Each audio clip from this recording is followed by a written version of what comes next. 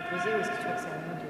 Attends, j'ai pas compris que chacun choisisse sa typo. Non, mais tu sais, quand ils vont avoir le mur, Ouais.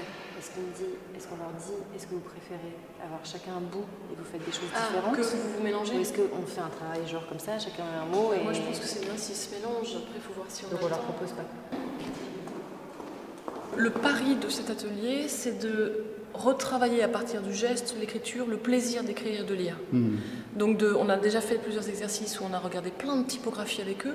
Par exemple ici, c'est ce qu'ils ont fait, ils ont choisi. Là, il y a déjà 2 typographies différentes pour faire un même mot. Ici, vous en avez plein d'autres. Ça, c'est pas la même typographie que ça, qui est pas la même typographie que ça. Le sens non plus.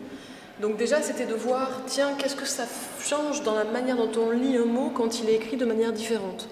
Quand il est écrit dans une typographie dure ou dans une typographie ronde, c'est pas la même lecture. Donc ça, c'était la première chose. Ensuite, c'est d'arriver à acquérir le geste d'écriture, avec ces stylos biseautés qui sont des stylos un peu difficiles à utiliser.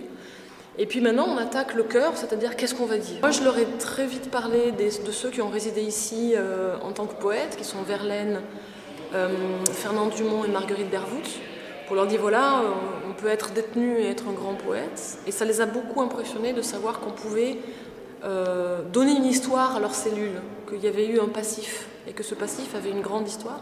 Et ce qui leur a aussi plu, c'est l'idée qu'ils pouvaient laisser une trace de leur passage ici, à travers cette fresque.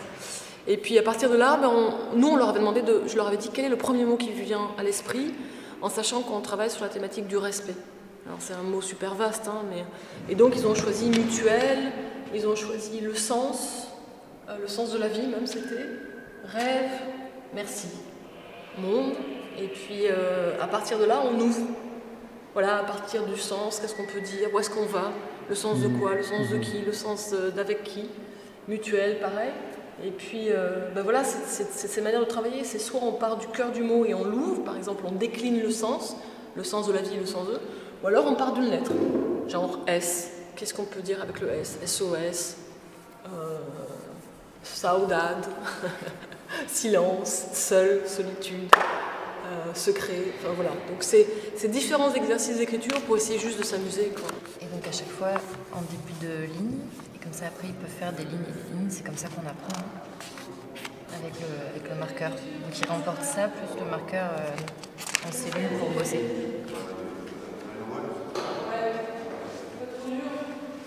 Après avoir tiré sur son ami Rimbaud, il a écrit beaucoup de poèmes ici. Et puis je m'étais dit j'allais vous en lire 2 juste pour commencer l'atelier. La voix vous fut connue et chère, mais à présent elle est voilée, comme une veuve désolée.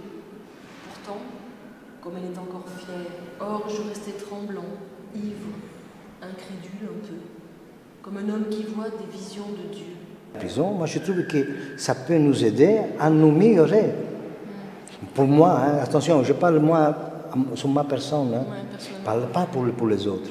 Mais pour moi, la prison, c'était quelque chose qui m'a fait réfléchir, il m'a fait améliorer. Ce qui est hyper difficile dans cet alphabet-là, c'est un alphabet très ancien. Toi, tu disais qu'il datait du Moyen-Âge, hein, ouais. C'est ça? Et comme tu vois, le A, le B, le C, le D, le F par exemple, le F ressemble à un poignard. Tu peux partir de ce mot et l'écrire avec cette typo, puis après en écrire d'autres. Et voir à quoi ça te fait penser. Et puis si tu ne sais pas les lettres, tu me demandes et je te montre. Si tu penses au mot rêve, à quel autre mot il te fait penser? Ou à quel rêve ça te fait penser? Il faudrait que tout le crayon touche le papier, tu vois, comme ça. Chance que j'ai la ligne. Vas-y. Sinon, j'aurais déjà. Voilà, parfait. À la fin. Et maintenant tu descends comme ça. Je fais maintenant un peu plus petit pour voir si j'ai réussi. Là, je peux descendre. Ouais, vas-y, descends. C'est pas grave, là on s'entraîne juste. Si tu veux quelque chose, moi j'ai déjà écrit Parfait. des phrases Donc comme ça, ça. c'est quand ça va être épais. Avec cette. On va combiner les 2 mouvements. Il est dangereux. Parfait. Et on en fait plusieurs. Et je remonte. Parfait. Donc tu es toujours sur ta lettre R, et là c'est respect ou respecter, c'est me respecter. C'est pas la même chose. Je te respecte si tu me respectes si je te respecte. Et donc selon ce qu'on met, voilà, parce que je peux dire, respecte-moi. Tu peux me répondre, ouais, mais je te respecte et tu me respectes. Oui, mais moi aussi. Et tout ça, c'est aussi peut-être dans ton mot de rêve. Est-ce que le rêve, ce serait pas de se respecter, tu vois, enfin. Donc voilà, peut-être que ce que tu peux faire, c'est reprendre ton mot rêve, mais en essayant d'écrire avec cette typo. E poi tu, Gaetano, tu avais continué à écrire l'autre jour le sens de la gioia. In italiano come si scrive? Rispetto, no, meglio, rispetto. Rispetto. Rispetto. No, rispetto. Rispetto è con R-I-G-S-P-E, rispetto, con avec due T, oui.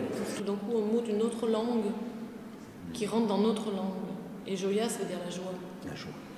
Et le respect, c'est aussi le sens de la joie. Tout à fait.